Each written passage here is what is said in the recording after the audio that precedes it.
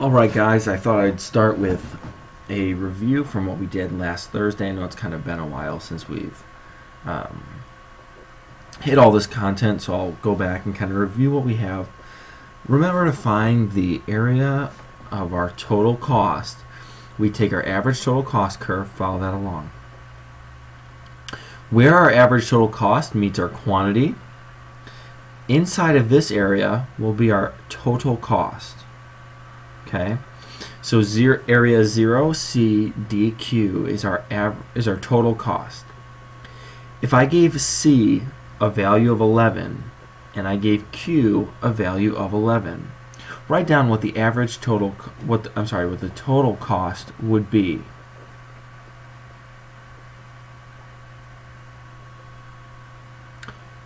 For variable cost, we do the exact same thing. So we find our variable cost curve and trace it along.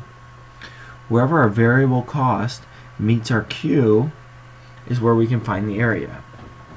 Therefore, area B0 QE would be our variable cost.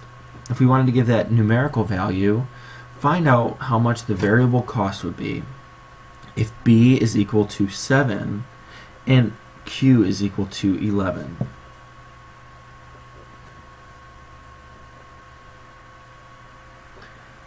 Finally, we can do the same thing for our fixed cost. We go along our fixed cost curve and find out where our fixed cost curve meets our Q. Therefore, area A0FQ is going to be our fixed cost. If we wanted to put a number on that, we could give A a value of 4 and we could give Q a value of 11. Calculate the fixed cost in this problem.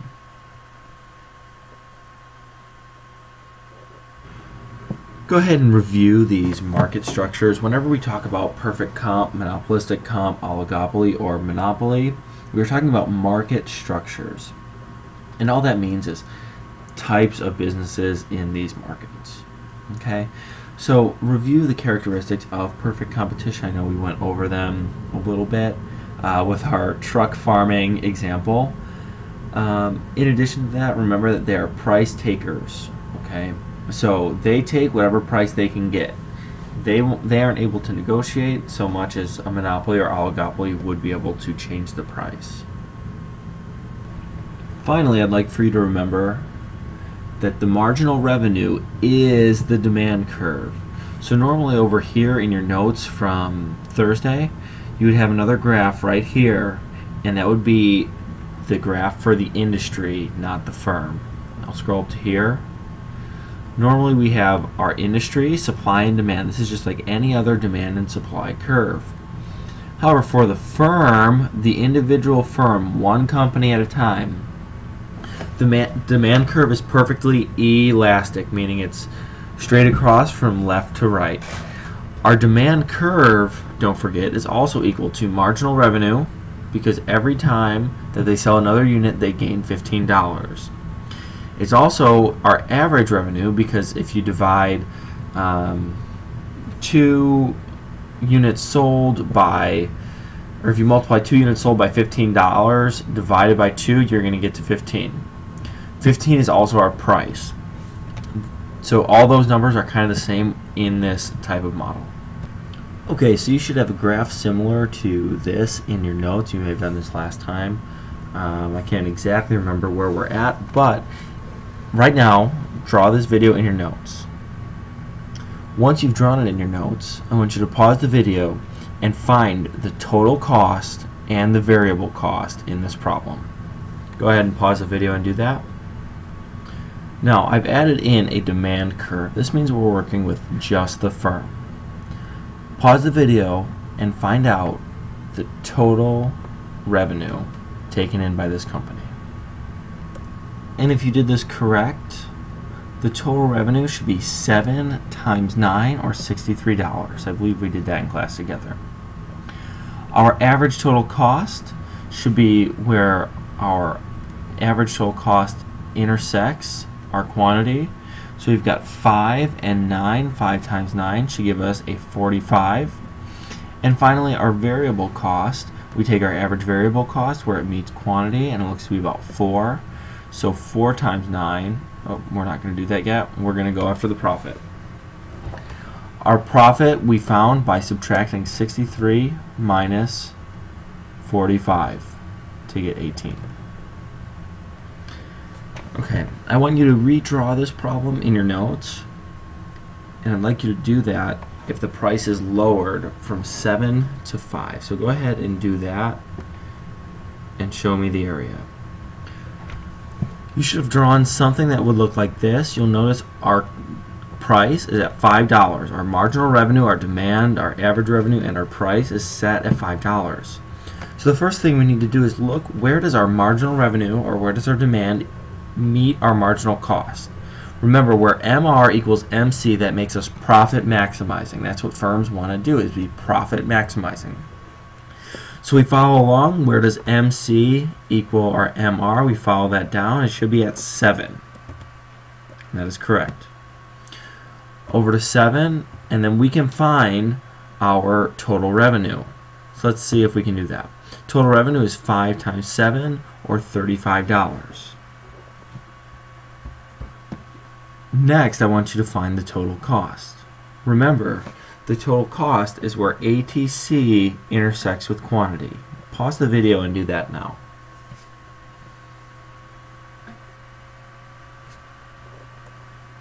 Okay. Remember, our ATC, where it meets the quantity, right here, follow that across. And we should be able to find that 42. Well, what happened? Our original revenue was $35, and it's costing us 42. What does that mean? We actually had a loss in this case.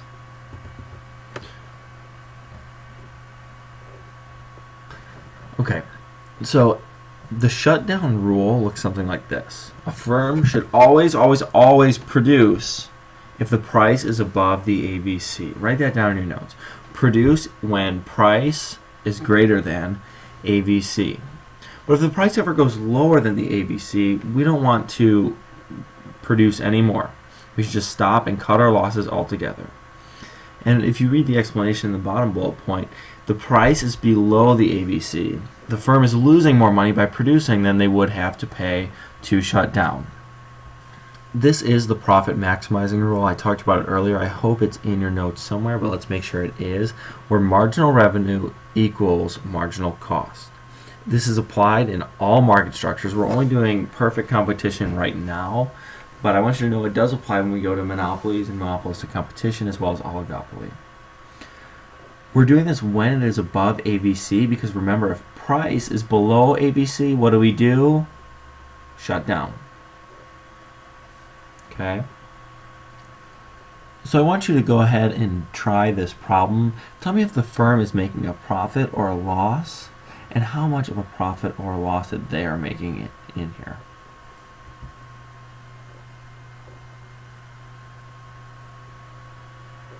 Okay, and the correct answer should be that yes, they are making a profit, because if you look, the marginal revenue is above our average total cost. So we're taking in 15 times 8, but we're only having to pay our total cost below 15. So however much this distance is, that is the profit that they would be making. Okay, so suppose you are a wheat farmer. You think there's more of a profit in making corn. What are you going to do? Well, obviously you would think, well, I'm going to switch over and make my corn. Go ahead and copy this slide into your notes. If there's a profit to be had, firms are going to go in and get it. This makes sense because if you see an opportunity to make a profit, you would try and go get it. If you're losing money, or if firms are losing money, they're going to try and get out in the long run. In the long run, they break even. There's not an economic profit as opposed to an accounting profit. If you're not familiar with those terms, look up economic profit and accounting profit. In the long run, it's extremely efficient. It's good for not so much the producers, but it's really good for the consumers. We're getting things at the lowest price possible, which we like as consumers. So I won't ask you to do this problem because it's a little bit misleading. Is the firm making a profit or loss in this problem? Oh, hold on one sec. There you go. Now you can see the firm. Is the firm making a profit or loss? Why? Well, the correct answer is neither. It is not making a profit or a loss. It is at a break-even point. Okay. Eventually, the market's going to get to equilibrium, where our average total cost, will equal our total revenue. That means there is no profit to be had, but also no loss. In the long run, there's no incentive to leave or to enter into the industry. This is like you can think of this as equilibrium. Everything's coming to a balance. There's not people trying to get into the industry, and no one's trying to get out. I want for you to remember the only way a firm can be in long run equilibrium is when our average total cost is equal to our marginal revenue, right here. Okay. So in this problem, go ahead and answer this in your notes and tell me what you think. Okay, so what you should have for this problem is that this is actually the short run. We can't say it's the long run because we're not at an equilibrium point up here. Okay. Now, the firms in the long run, since there's a profit to be made, if you were to find where average total cost intersects quantity, you'd see this area up here is going to be the profit. Because they're making a profit, other firms will want to get in and also make the profit. So if this is a wheat farmer, corn farmers will come over and become wheat farmers just so that they can make more of a profit. This will continue to happen and happen and happen until more people enter. Once more people enter, that's the profit, by the way. Once more people enter, our supply is going to shift rightward. And when that supply shifts rightward, you'll see that the price ends up going down, but the quantity is going to increase because more people are now making wheat. Okay? And they are the price takers in this problem.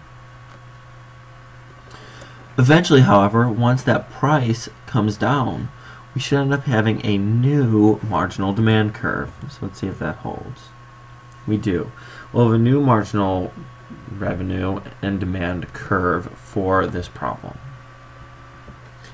If that's the only shift, you'll notice we are pretty close to long-term equilibrium, long-run equilibrium at the $10 price level. With zero economic profit, no one's really getting into the industry and no one's getting out. Go ahead and solve this next problem. Pause the video if you need to and answer these 4 questions.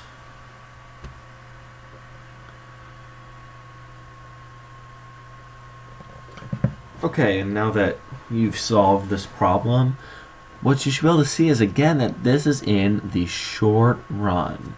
The reason why is because our marginal revenue is not equal to our average total cost. That will happen in the long run for perfect competition. So you'll see all of this area will be an economic loss for firms. What are firms going to do in the long run? Well, if they're not making money, some of them are going to have to get out. Okay, and if they get out, what's going to end up happening is the supply will end up shifting leftward. With a leftward shift, we'll have a raise in the equilibrium price, and the quantity, the number that we've produced, will end up going down. So we're going to have a new marginal revenue demand curve. Let's take a look. Now we're at 20. It appears to be where marginal cost and average total cost intersect at 9. And that's our new equilibrium. Long run, it's at $20. Okay, so I don't want to overwhelm you on your day off. If you are able to go back in your notes and find productive efficiency and allocative efficiency, we'll be good for the rest of the day. So these 2 terms down here, we already did them back when we did, where's my mouse? When we did production possibilities frontier, we looked at these 2. So go ahead and find those in your notes, and if you're able to do that, we'll call it a break for today. Thanks for listening. I hope you enjoyed everything, and I hope you enjoy your day off. Bye.